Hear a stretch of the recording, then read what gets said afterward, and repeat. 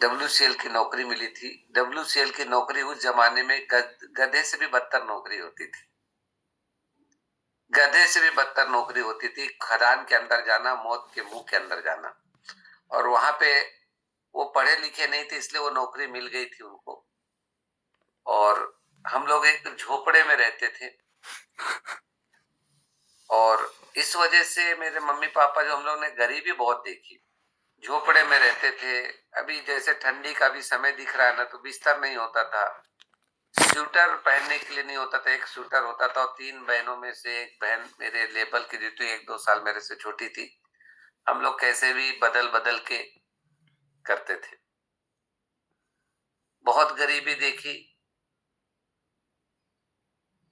इस तरीके की गरीबी मैं बता नहीं सकता हूँ शब्दों से। मम्मी पापा बिल्कुल स्कूल नहीं गए, तो एक मेरी बहन, वो भी स्कूल नहीं गई, उसको भी नहीं पढ़ाया। बड़ी वाली मेरी जो बहन थी, 2 बहनों को किसी तरीके से मेरी मम्मी ने किसी के कहने पर जबरदस्ती स्कूल डाला। वो भी एक बहन 10 तक, एक 12 तक पढ़ी है। इसलिए हमें भी 14 साल की उम्र से टेलर का काम करना पड़ा। पढ़े लिखे नहीं थे, जीवन में कुछ करना था।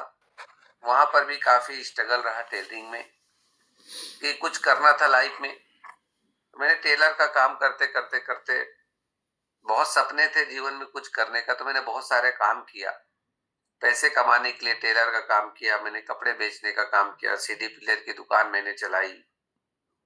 तो मैंने टेलर से, जो कि कभी मैंने देखा था कि एक समय आप लोगों को याद होगा कि रामायण आता था और महाभारत, उस समय ब्लैक एंड व्हाइट टीवी होती थी, और जिसके यहाँ होती थी वो बहुत माना जाता था। तो हम जहाँ पे झोपड़े में रहते थे, जिसके यहाँ पे ब्लैक एंड व्हाइट टीवी थी, तो रामायण देखने के लिए जब मैं जाता था, तो उनके घर में दरवाजा बंद कर दिया जाता था, और वो दरवाजे की सांस से वो रामायण मैं देखा करता था, लेकिन वो भगा देते थे। छोटा पना था दूसरे घर में, तो कभी ऐसा लगा करता था कभी मेरे घर में भी टीवी होगी, कभी मेरे घर में भी साइकिल होगी, मेरे घर में भी मोटरसाइकिल होगी, कभी हम भी अच्छे घर में रहेंगे।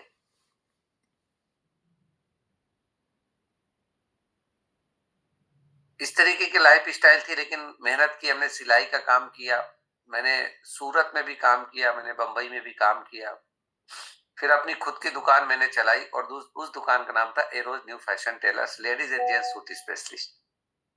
मैं 14 साल की उम्र में मास्टर बन गया। लोग कपड़े सिलाने आते, बोलते 14 साल की उम्र में भी कपड़ा सिल देगा, कपड़ा खराब कर देगा। लेकिन कहते हैं कि अगर आप किसी सही कामयाब व्यक्ति के पास में रहते तो कामयाब बनते। तो मैं जिस मास्टर के पास टेलर का काम सीखा था ना, वो कोई साधारण, तो उसका नाम था, उसके नाम के वजह से जब मैं सीखा, तो बोले कि नहीं, ये इनका चेला है और ये कपड़ा इनके पास है। तो उसके पास 50 किलोमीटर दूर से, उस समय लोग मास्टर साहब बोलते थे, क्रेज था टेलर का भी, एक क्रेज था, मास्टर साहब बोलते थे लोग। और मेरे पास कपड़े काफी आते थे, नाम, मेरी एक अलग पहचान बनी, और मैंने अपने दुकान का नाम रखा था ए रोज।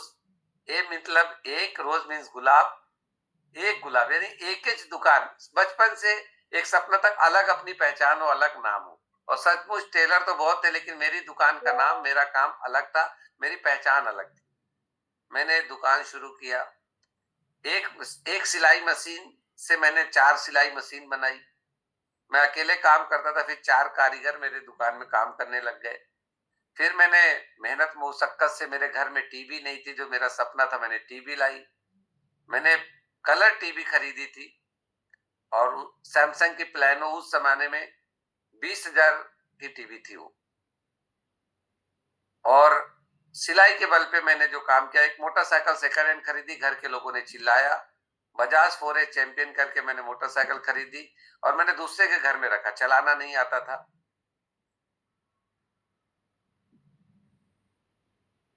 तभी 2007 में जाता, सुपर मुझे मिलती के द्वारा, उस व्यक्ति के मैं धन्यवाद देता हूँ।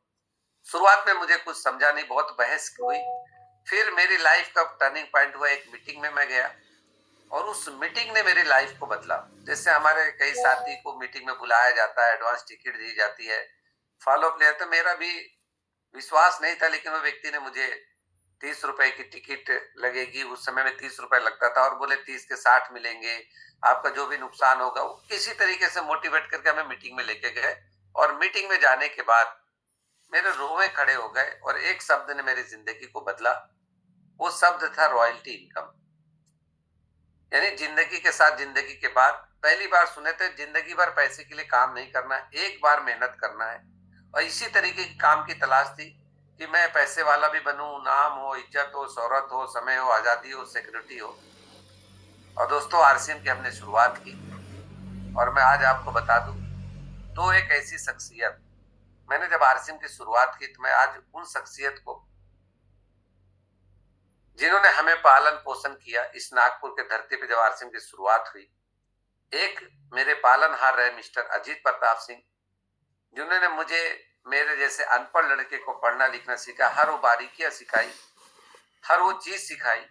दूसरे एक ऐसे व्यक्ति जिनसे इतनी बड़ी प्रेरणा, आदरणीय रिस्पेक्टेड रंजीत सर, एक स्टूडेंट सर लड़का नागपुर के धरती पे बाहर बनारस चल के आते, उस समय में कितना बड़ा विजन सर का।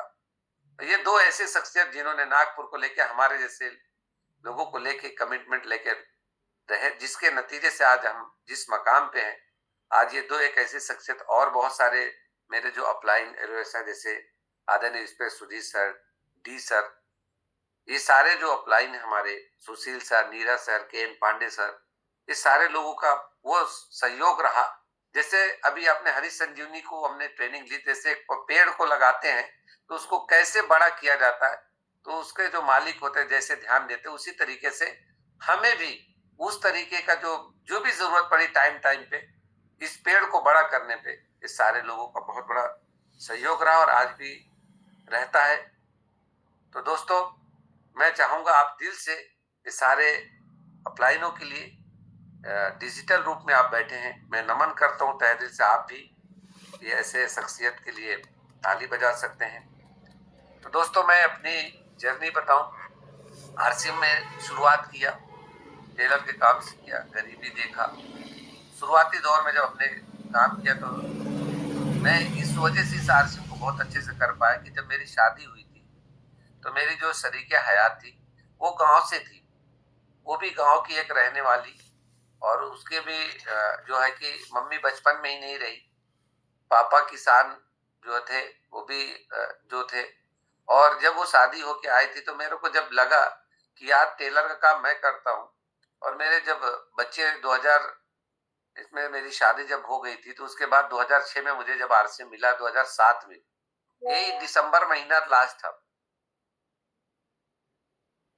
दिसंबर महीने में लास्ट में ही मुझे मिला आरसीएम 31st, मुझे आज भी याद है। और मैं 10 दिन में 50 व्यक्ति को ज्वाइन कराया था, 10 दिन में 50 व्यक्ति को ज्वाइन कराया था। मुझे नहीं समझता था स्लैब, मेरे अपलाइनर ने मुझे पहला स्लैब पकड़वाया था 70,000 का। तो दोस्तों, बताना मैं ये चाह रहा हूं कि एक साधारण सा लड़का जो स्कूल नहीं गया, पढ़ा लिखा नहीं, मुझे काका काका भी लिखना नहीं आता था, मुझे एबीसीडी भी नहीं आती थी, 1 2 3 भी मुझे जोड़ना भी नहीं आता था कुछ, यानी कुछ भी नहीं आता था।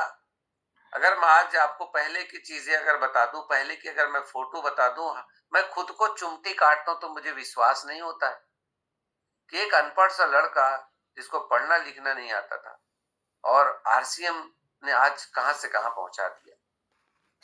यानी कितना बड़ा परिवर्तन मेरे लाइफ में हुआ, मैं खुद को बता नहीं सकता हूँ। बात करने का तरीका सलीका नहीं था, लोगों से तेरे मेरे से अबे से बात किया करते थे। यहाँ पता चला कि आप और तुम और जी कैसे बोला जाता है। ये सारी जो चीजें, इतना बड़ा परिवर्तन, मैं कहता हूँ आरसीएम 8वां अजूबा है। जब मेरी मैडम को मैंने शादी ब्याह होके आए, और मैं इस बिजनेस में मेरे रोमे खड़े हो गए, मैं रॉयल्टी के लिए काम किया, मेरे को नींद नहीं आती थी। मैंने बोला कि मेरी पत्नी जो गांव की रहने वाली, अगर उसको मैं शहर भेज दूं तो वापस घर नहीं आ सकती, ऐसे था हमारे घर में। यानी अगर मेरी मैडम को 30 किलोमीटर दूर पे अगर घर भेज दिया जाए तो वापस नहीं आ सकती थी घर। आज भी आप जानते हैं, जैसे मेरी माता जी पढ़ी लिखी नहीं है, वो कहीं भी नहीं जा सकती हैं। अगर उनको ऐसे छोड़ दिया जाए तो वापस घर नहीं आ सकते। अगर मैं बोलूं मुंबई जाके आ जाओ, कहीं जाके, तो माता जी नहीं आ सकती है। ऐसी हमारी पत्नी भी थी। वो पत्नी जो घर में रहती थी 4 दिन में, सोचा मेरे बच्चे, मेरी पत्नी, अगर मुझे कल कुछ कम ज्यादा हो गया तो मेरे बच्चों का क्या होगा, वो पत्नी का क्या होगा। मैं तो टेलर का काम कर रहा हूं, लेकिन टेलर का काम करते करते मेरे दोनों हाथ काम करना बंद कर दिए तो मेरी पत्नी, मेरे बच्चे तो रोड पे आ जाएंगे, वो कहाँ के रहेंगे। मुझे सोने नहीं मिलता था, मुझे मेरी नींद और चैन। मैंने बोला नहीं, मुझे अब रॉयल्टी के लिए काम करना है। मैंने रात और दिन काम किया। मैं 250-250, 300-300 किलोमीटर, 500-500 किलोमीटर बाय मोटरसाइकिल गया, एक एक व्यक्ति के लिए गया। ठंडी को ठंडी नहीं देखा, बरसात को बरसात नहीं देखा। यानी ठंडी के दिनों में मैं कई ऐसे कपड़े के अलावा जो पेपर होते थे कई सारे यहाँ पे डाल देता था, पैरों में पूरे लपेट लेते थे, यानी कुछ लगता ही नहीं था। बरसात में हम जब काम करते थे बैग लेके, तो 2-2 पन्नियां, पैर में जूते होते थे, ऐसे लगता है एक जूता, उस समय जूते भी ऐसे होते थे कि ऐसा लगता था खराब हो जाएगा तो कहां से खरीदेंगे, उस तरीके का पैसा नहीं होता था। जूते में पैर ऊपर तक पन्नी बांध लेते थे, गीला ना हो। ऐसे बैग भर के जब निकलते थे पूरे टूल्स के साथ, लेकिन विजन क्लियर था कि रॉयल्टी के लिए काम करना है दोस्तों। और मैं काम करना शुरू किया। शुरुआती दौर में संघर्ष रहा, कभी ऐसा भी दिन देखे हमारे घर में खाने को नहीं था। मेरे को आज भी वो दिन याद है। मेरी छोटी वाली बच्ची पेट में थी और मेरे घर में मैडम जो है, उनको तो बहुत खाने का मन करता रहा होगा, सिर्फ चावल पे हमने दिन बिताए। घर में कोई आ जाए, ऐसा लगता तो कोई घर में आई ना, हमारे घर में कोई आ जाएगा तो हम क्या खिलाएंगे, क्या पिलाएंगे। जब हमारे अपलाइन आते थे तो मेरे घर में जब कुछ नहीं रहता तो मैडम मेरी आटा छुपा के रखा करती थी कि अपलाइन आ गए हैं तो किस तरीके से ये करना है। तो बहुत समय ऐसे भी हमने देखा। मेरी बच्ची पेट में थी, उसको हॉस्पिटल नहीं लेके गए, सरकारी हॉस्पिटल में 5 रुपए में मेरे तीनों बच्चे रहे, क्योंकि इस तरीके की हमने स्थिति देखी थी। लेकिन बचपन से खुददार थे, बहुत कुछ करना था। तो मेरे लाइफ में आरसीएम आया, और आरसीएम आने के बाद हमने जब काम किया दोस्तों, मैं आज आपको बता दूं, अगर आप खुद भी, मैं एक फोटो अगर आपको दिखाऊं मेरी पुरानी, तो आप हैरान हो जाएंगे देख के कि कितना बड़ा परिवर्तन हुआ है। और क्योंकि ये सिस्टम है, बोलते हैं कि जब तक आप अपने बारे में नहीं बताएंगे तो लोगों को पता कैसे चलेगा। अपने माथे पे तो नहीं लिखा है ना कि आरसीएम अपन कर और इतना बड़ा परिवर्तन हुआ। जब हम बताते हैं तब जाके पता चलता है लोगों को।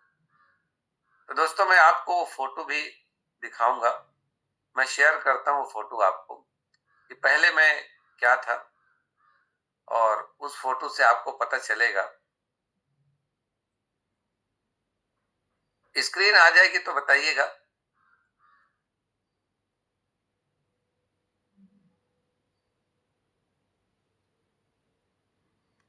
स्क्रीन आ गई? आ गई सर। आ गई आ गई सर, फोटो आने की। ये मेरी, देखिए पहली फोटो, पहले का आरसीएम से पहले जो है, इस व्यक्ति को देख लीजिए, बहुत काम आएगा आपको हमेशा। आरसीएम किस तरीके से आम इंसान को खास इंसान बनाता है, कितना बड़ा परिवर्तन उसकी लाइफ में आता है। ऐसे भूत बंगले जैसा हमारी सोच और रहन सहन था। फोटो आ गई है ना? जी जी आ गई है। लेकिन देखिए, ये एक शख्सियत, आदरणीय यहाँ पे अजीत सर और रंजीत सर, मेरा बेटा छोटा सा, पहली कार मैं 2011 में आरसीएम से लिया, 2011 में अल्टो K10, जिसकी एक मोटरसाइकिल की औकात नहीं थी। आज ये दो एक ऐसे शख्सियत है। ये मेरी पहली कार मैंने आरसीएम से लिया था 2011 में, और संघर्ष हमने जब किया, और ये मैंने कोरोना के टाइम पे ये कार हमने परचेस की, जब दुनिया की इनकम ठप थी। उस समय में आरसीएम से इनकम अप थी। उस समय में हमने ये टाटा नेक्सॉन कार बुक की। अगर आरसीएम को हटा दिया जाए तो मेरी औकात मुझे पता थी कि मैं कहाँ था, एक अनपढ़ लड़के के लिए। और आज तो परिवर्तन ऐसे था तो टेलर साहब का तो वजूद ही खत्म हो रहा है साहब। कितने लोग आज कपड़े नहीं, मैं किसी से पूछूंगा आप कपड़े कितने दिनों से नहीं सिलाए तो आप पता चल जाएगा। आप अपने किसी बच्चों से पूछिए, पहले तो लोग एक घर में एक ही जैसे कपड़े पहनते थे पूरे, और पूरे परिवार को लेके जाते थे टेलर साहब के पास। आज कोई पूछेंगे तो बच्चे के लिए कपड़ा कब सिलाए तो बोलेंगे आज कई साल से रेडीमेड ही लिए। तो आज कहाँ रहते हम? परिवर्तन सोच के देखिए, अगर आरसीएम नहीं होता तो क्या होता। तो कई ऐसे हमने संघर्ष देखे दोस्तों, काफी सामना करना पड़ा, लेकिन आज आरसीएम हमारे लिए एक 8वां अजूबा है। और मैं आपको बता दूं कि आरसीएम ने वो परिवर्तन किया, कभी एक मोटरसाइकिल की औकात नहीं थी, लेकिन आरसीएम से आज पहले हमने मोटरसाइकिल डिस्कवर खरीदी, फिर हमने एक्टिवा खरीदा, फिर उसके बाद हमने इलेक्ट्रिक गाड़ी खरीदी 1.5 लाख की, फिर उसके बाद हमने कार खरीदा टाटा नेक्सॉन। और नागपुर जैसे शहर में कभी किराए से हम लोग रहते थे, दर दर भटके हमने किराए से, बहुत इधर उधर। मैडम एक ही बहुत बोला करती थी, मुझे मेरा घर दे दो, आप कहीं पर भी जाओ। क्योंकि किराए के घर में 6 महीने में कभी यहाँ रहने के बाद फिर वहां सामान लेके जाना पड़ता था, फिर इस घर से उस घर में लेके जाना पड़ता था। मैडम हैरान, कभी मैं सावनेर से 30 किलोमीटर नागपुर आ जाता था, कभी नागपुर से सावनेर चला जाता था। इस तरीके से हम बिताते थे समय, किराए के घर में रहे हम लोग। और मैडम एक ही जिद करती थी, मुझे मेरा घर दे दो, आपको जहां जाना। उन्हें आरसीएम नहीं समझ में आया था, वो घर में रहती थी, 4 दीवारी में रहती थी, वो सिर्फ घर को देखा करती थी। दोस्तों, आज आरसीएम की ताकत से नागपुर जैसे शहर में आज अपना घर है। एक व्यक्ति का जो सपना होता है कि एक अच्छा सा घर हो, तो आज अपना खुद का घर है। और वही मैडम जो कि घर से 4 दीवारी पे नहीं जा सकती थी, आरसीएम ने उनको भी कोरोना के टाइम पे बदला। घर में रहते हुए उन्होंने ऑनलाइन मीटिंग शुरू की और जुड़ना शुरू की। किताब कैसेट से कैसे जुड़ गए अपने ऑटोमेटिक हो। मैंने कभी नहीं कहा आरसीएम करो। और आज वही जमीला बेग मैडम, जिसको कहीं पर भी जाने के लिए अकेले दिल्ली कम से कम 100 महिलाओं के साथ में गई, वही एक साधारण सी, तो इतना बड़ा हम लोगों के लाइफ में वही जमीला बेग मैडम कभी बोल नहीं सकती थी, आज 1 PM अपराजिता जय आरसीएम। आज बीसीजी ने भाग्य बदल दिए हम लोगों के, क्या बताएं। मैडम के अंदर इतना बड़ा परिवर्तन आया कि आज मैडम भी मीटिंग लेने लगी। आज हम दोनों लोग मिलके काम करें और आगे जो संकल्प है इतना बड़ा कि क्या बताओ। अभी मैं मई महीने से डिस्टर्ब था, मेरे साथ में मैं जूम पे भी ज्यादा देर नहीं आ पाता था, मॉर्निंग सेशन में ज्यादा देर नहीं बैठ पाता था। मई महीने में मेरा ऑपरेशन हुआ था स्पाइन का, पता नहीं किसी कारणवश जब भी होगा ध्यान नहीं दिया हमने जो सीले में कि कब कहाँ पे क्या स्पाइन में प्रॉब्लम आया, कि हमने बाइक चलाई। तो मेरा ऑपरेशन जब हुआ ना, 2-3 ऐसे बड़े बड़े संघर्षों से हमने गुजरा। एक 2011 का टाइम था, तब हमने वो संघर्ष देखा। और एक अभी बीच में मैं 8 से 9 महीने से जब ऑपरेशन हुआ मेरा स्पाइन का, तो कई लोग बोले कि आप हमेशा के लिए बेड पे चले जाओगे, मत कराओ। मैंने कई नैरो सर्जन को दिखाया, मैं बनारस तक भी गया, नागपुर में बड़े स्पेशलिस्ट को दिखाया, लेकिन बोले कि नहीं, ये बात का दर्द एक बार कर ले लीजिए। तो आरसीएम वाले बोलते ना कि एक बार तो कदम रख के देखते हैं ना। ने बोला नहीं, जो होगा देखा जाएगा, क्या होगा ज्यादा से ज्यादा। मेरे साथ इतने लोगों का प्यार है, मैं देखता हूं। मई महीने में मैं जाके डायरेक्ट एडमिट हुआ और मेरा ऑपरेशन हुआ। मैं 8 से 9 महीने तक बराबर खड़ा नहीं हो पा रहा था, अभी भी ज्यादा देर बैठ नहीं पाता हूं मैं, लेकिन अभी मैं थोड़ा थोड़ा फिट हो रहा हूँ। नस का प्रॉब्लम था, नस का प्रॉब्लम जानते हैं, लेकिन आरसीएम की ताकत कई प्रोडक्ट से, कई चीजों से, मैं शुरुआती दौर से बहुत चीजों से गुजरा। सिलाई करता था तो मुझे हेपेटाइटिस हुआ, मुझे टीबी हो गई थी। तो जब सिलाई के दौरान पेट्स का प्रॉब्लम शुरू हुआ, वहां हालत मेरी ठीक नहीं थी। आरसीएम के प्रोडक्ट ने मुझे वापस खड़ा किया। फिर मेरे साथ ये प्रॉब्लम हुआ, फिर आरसीएम के प्रोडक्ट ने हमें वापस खड़ा किया। और आप लोगों के प्यार के वजह से अब हम लोगों ने संकल्प लिया, ऊपर वाला कुछ बड़ा कराना चाह रहा है, इसलिए जितना बड़ा, अभी हमारे सुजीत सर का बहुत अच्छा सा मैसेज आया, जितना बड़ा आपके पास चैलेंज होगा, मालिक उतना बड़ा कुछ आपको अलग से कराना चाहता है आपसे, उतनी बड़ी कुछ चीजें देना चाहता है। जितना बड़ा संघर्ष होगा उतनी बड़ी आपके पास सफलता आने वाली है दोस्तों। और मैं हमेशा जब भी कभी ऐसा संघर्ष आता है तो उस चीज को लेके ये मैं करता हूँ। कभी कभी मैं डगमगा जाता हूँ, हर आदमी डगमगाता है, हर आदमी हिल जाता है, लेकिन उसके पीछे कोई एक बैकअप होता है। जब भी मेरे पास मैं डगमगाता हूँ, कुछ होता हूँ, मेरे अपलाइनों से मैं बात कर लेता हूँ। और जब भी ऐसा कुछ रहता है, माननीय अजीत सर से बात कर लेता हूँ, माननीय रंजीत सर से बात कर लेता हूँ। बहुत बड़ा सहारा मिल जाता है अपलाइन का। जैसे सर्कस में कोई नहीं एक छलांग लगाता है और नीचे नेट जाल बिछी होती है, बोलता चिंता मत कर तू गिरेगा नहीं।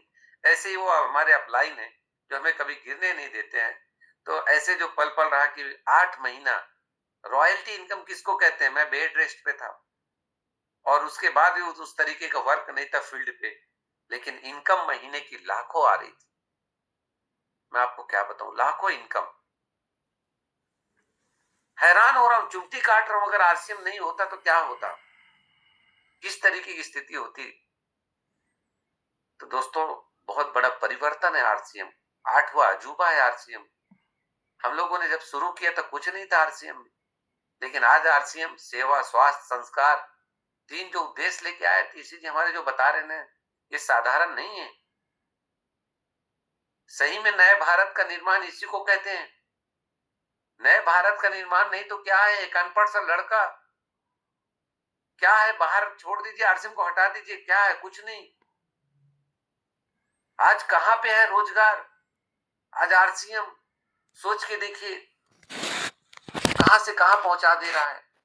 मैं तो हमेशा एक मैसेज के तौर पे, तो आरसीएम ने ऐसा कमाल कर दिया, एक अनपढ़ कपड़े सिलने वाले को आम से खास कर दिया। शुक्रिया हो टीसी छाबड़ा जी जो ला के इस मकाम पे खड़ा कर दिया। दोस्तों बहुत कुछ है, बहुत बड़ा परिवर्तन है। अभी समय है जम के कूद के काम करने का दोस्तों। अभी कुछ भी नहीं हुआ है, अभी तो बहुत कुछ बाकी है। 25 साल हो चुके हैं, रूपांतरण यात्रा आरसीएम का चारों तरफ पूरे इंडिया में एक अलग माहौल हो गया है। अब समय वो आ गया है कि बहुत जम के भाग दौड़ करने का है, रुकने का नहीं है। मैं भी बहुत बेचैन हूं, मैं क्या बताऊं।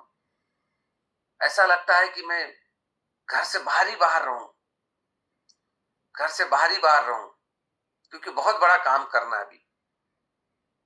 तो दोस्तों इतना सारा परिवर्तन आरसीएम से हुआ, हम लोगों की लाइफ में बहुत बड़ा फर्क पड़ा। और हमारे ही लाइफ में फर्क नहीं पड़ा, जब हमने शुरुआत किया तो आज कई हमारे साथी, हमारी लाइफलाइन, प्यारी लाइफलाइन, इतनी सारी प्यारी प्यारी लाइफलाइन हमारे साथ आई। आज हमारे बीच में कई ऐसे टेक्निकल अचीवर साथी, कई ऐसे रॉयल्टी अचीवर हमारे बीच में हैं जिनके लाइफ में बहुत बड़ा फर्क पड़ा। हमारे साथ चले डॉक्टर किशोर बंदे सर, उन्होंने भी काफी, उनके घर से भी ये रहा कि डॉक्टर हो के इस तरीके से, लेकिन आज वो भी हमारे साथ लगे रहे, आज वो भी रॉयल अचीवर है। हमारे साथ कई ऐसे साथी हमारे रॉयल्टी अचीवर हैं, कई ऐसे टेक्निकल अचीवर साथी हैं जिनके भी लाइफ में बहुत बड़ा फर्क पड़ा। हम अकेले चले, आज हमारी इनकम नहीं, आज कई लोगों के घर में इनकम पहुंचाने का माध्यम भी हम आरसीएम के बने। हम पहले व्यक्ति थे महाराष्ट्र के आरसीएम के, पहला व्यक्ति मैं था जब मैं आरसीएम शुरू किया था। और आज लगभग 20,000 लोगों के ऊपर की टीम होगी। मैं अकेला ही चला था जाने में मंजिल, लोग मिलते गए, कारवां बनता गया। तो दोस्तों बहुत अच्छा लगता है, बहुत अच्छा लगा इस प्लेटफॉर्म पे आके इतने सारे लोगों को। ये आरसीएम एक ऐसा है कि आप लोगों के भी जीवन में फर्क पड़ सकता है। जब मेरे जैसे अनपढ़ लड़के की जिंदगी में परिवर्तन आ सकता है, बदलाव हो सकता है, तो आपके क्यों नहीं हो सकता है। ये वही प्लेटफॉर्म है, बस सिस्टम में आने की जरूरत है। अब थोड़ा समय परिवर्तन हो रहा, जैसे मॉर्निंग सेशन, ये इतना बड़ा मॉर्निंग सेशन आदरणीय डी कुमार सर ने चलाया, कितने लोगों की जिंदगी बदली है। इस माहौल में आना है, ये मेरिकल है, पूरा मेरिकल है। इस माहौल में रहना है, और इस माहौल में रहेंगे ना, बहुत बड़ा काम होगा। कहते सिस्टम में रहेंगे तो आप, सिस्टम में आप रहेंगे तो सिस्टम आपको बड़ा करेगा। और मैं हमेशा कोशिश करता हूं कि हमारी सिस्टम में बने रहने की, क्योंकि सिस्टम में नहीं रहेंगे तो हमारे एक सीनियर अपलाइन कहते हैं, कोयला कोयला कितना ही कोयला क्यों ना हो, लेकिन जब तक वो भट्टी में नहीं जाएगा तो उसकी ताकत, उसकी औकात नहीं होगी, वो उसकी कोई वैल्यू नहीं होगी। वैसे इंसान को भी जब तक कामयाब लोगों के बीच में नहीं आएगा तो कामयाब नहीं होगा। तो मेरी कामयाबी का जो राज है इस तरीके की मीटिंग में और कामयाब लोगों की संगत में, माहौल में आके जैसे कामयाब लोगों को सुन के कामयाब आप बन सकते हैं। तो मैं पढ़ा लिखा नहीं था, लेकिन मेरे को पढ़ने लिखने की कामयाबी यानी संगत जो मेरी हुई पढ़े लिखे लोगों के साथ मैंने की। मैं असफल था, लेकिन मैं सफल लोगों की संगत की। मैं कैसेट की संगत की, मैंने किताबों की संगत की। मैं पढ़ा नहीं था, लेकिन पढ़ने लिखना, जब मैंने एक मीटिंग में गया मुझे बताया गया कि धीरू भाई अंबानी 9वीं फेल है, तो वो अमीर है, पढ़ाई लिखाई से कोई मायने नहीं रखता। मीटिंग में पता चला, बोले आप पढ़ना लिखना सीख सकते हो। मैंने पढ़ना लिखना सीखना शुरू किया, मेरे को पढ़ना लिखना आ गया। तो इतना तो पढ़ना लिखना आ गया जो कि मैं अपना काम कर सकता हूँ। तो अगर मैं मीटिंग में नहीं जाता तो मुझे पता ही नहीं चलता, मेरी धारणा ही रहती कि मैं तो अनपढ़ हूँ। तो आज सीनियर लोगों के साथ में सारी चीज मिली, बहुत अच्छा लगा। बहुत बहुत थैंक यू सर, आपने मुझे ये मौका दिया कि इतने बड़े प्लेटफॉर्म पे इतने सारे लोगों को एक मैसेज के रूप में कि आरसीएम, अगर मेरे शब्दों से मेरे जीवन में मीटिंग में जाके फर्क पड़ा तो हो सकता है मेरे इस शब्द से बहुत सारे लोगों के जीवन में भी फर्क पड़ सकता है, वो भी डिसीजन लेके इस काम को बहुत स्पीड से करेंगे। बहुत बहुत thank U S Verma sir, आपका। इरोज सर एक मैसेज और दीजिए आप। इरोज सर, जी सर। आपका एक महीने का हाईएस्ट इनकम कितना है, टोटल इनकम कितना है, जरा बता दीजिए लोगों को। हाईएस्ट इनकम तो सर 3 लाख के करीब में आया है। एक महीने का, एक महीने का ना, एक महीने का एक महीने का एकदम 3 लाख रुपए। गौर से सुनिएगा सभी लोग, एक महीने का हाईएस्ट इनकम 3 लाख के आसपास।